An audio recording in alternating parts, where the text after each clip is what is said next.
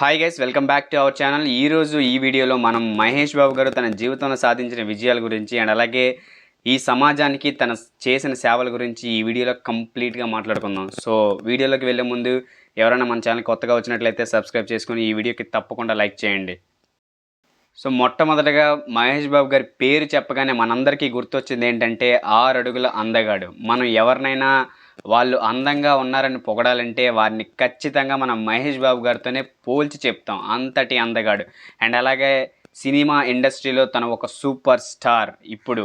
And అలాగే ఎప్పటి నుంచో సూపర్ స్టార్ అనుకోండి. 100 మందిని చంపితే వీరుడంటారు. కానీ ఒక్కరి ప్రాణం కాపాడినా అతన్ని దేవుడితో పోలుస్తారు. ఈ సామెత కరెక్ట్‌గా మన మహేష్ బాబు గారికి సరిపోతుంది. ఎందుకంటే మహేష్ బాబు గారు ఇప్పటి వరకు 1500 మంది చిన్నారులకు పైగా గుండె ఆపరేషన్స్ చేయించి వాళ్ళకి ప్రాణదానం చేశారు.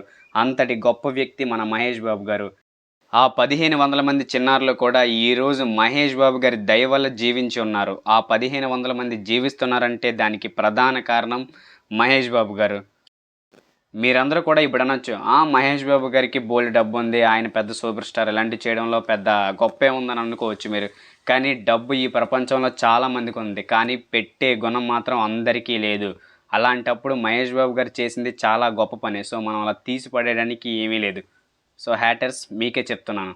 మహేష్ బాబు గారిని, సార్ మీరు ఇన్ని హార్ట్ ఆపరేషన్ చేయించడానికి రీజన్ ఏంటి అని ఒక ఇంటర్వ్యూలో ఆయన్ని ప్రశ్నించగా ఆయన చెప్పిన సమాధానం ఏంటంటే, మా కుమారుడు గౌతమ్ 6 వారాలకి ముందుగానే పుట్టాడు. సో తను పుట్టేటప్పుడు నా చెయ్యంతే ఉన్నాడు. సో తను ఇప్పుడు 6 ఫీట్ ఆల్మోస్ట్ ఉన్నాడు. ఎందుకంటే నా దగ్గర డబ్బు ఉంది కాబట్టి నేను తనకున్న డిసీజెస్ని కానీ తన హెల్త్ ప్రాబ్లమ్స్ని కానీ క్లియర్ చేసి ఇప్పుడు 6 అడుగుల ఆజాను బాహుడులా నిలబెట్టాను. సో మరి డబ్బు లేని వారి పరిస్థితి ఏంటి అన్న ఆలోచనతోనే నేను ఈ హార్ట్ ఆపరేషన్స్ కానీ ఇలాంటి సేవలు కానీ చేస్తున్నాను అని మహేష్ బాబు గారు అయితే తెలియజేయడం అయితే జరిగింది. రియల్లీ హ్యాట్స్ ఆఫ్ కదా.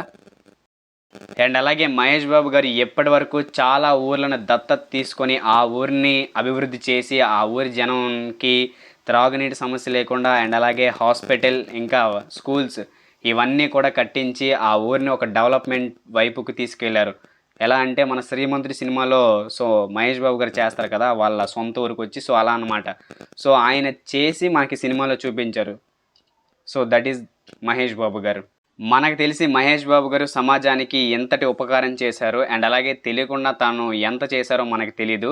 అండ్ అలాగే మహేష్ బాబు గారి కూతురైన సితార కూడా తనేదో జ్యువెలరీ యాడ్లో నటిస్తే తనకు ఫస్ట్ రెమ్యూనరేషన్ ₹1,00,00,000 వచ్చిందనమాట.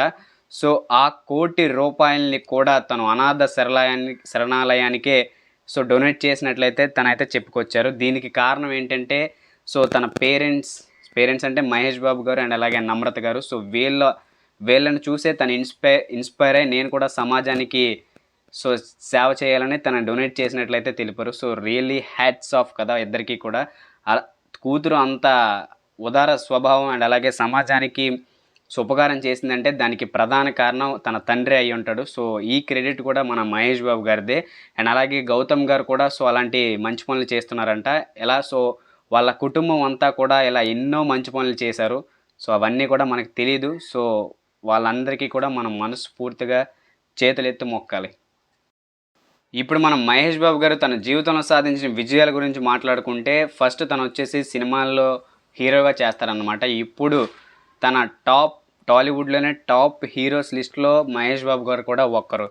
తనని సూపర్ స్టార్గా మార్చిన సినిమా అండ్ అలాగే మార్చిన సినిమాలు సో ఎన్నో ఉన్నాయి. అందులో మనం మొదటగా చెప్పుకోవాల్సింది ఒక్కడు మూవీ టాలీవుడ్లోనే ది బిగ్గెస్ట్ హిట్. అండ్ అలాగే మహేష్ బాబు గారి కెరియర్ని తిప్పిన మూవీ కూడా ఒక్కడు మూవీనే. సో భలే ఉంటుంది ఆ సినిమా.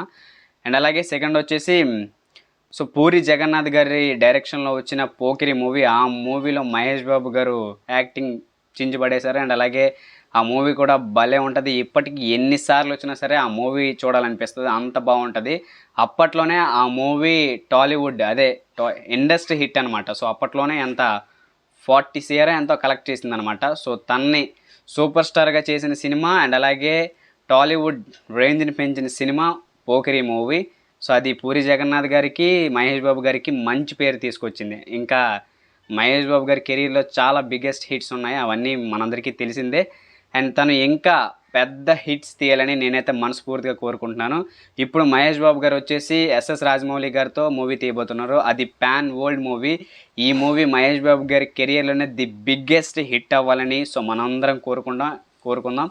అండ్ అలాగే మహేష్ బాబు గారు సమాజానికి మరికొన్ని ఉపకారాలు చేయాలని, సో ఆ దేవుణ్ణి తనని ఆ స్థాయిలో ఉంచమని నేనైతే కోరుకుంటున్నాను.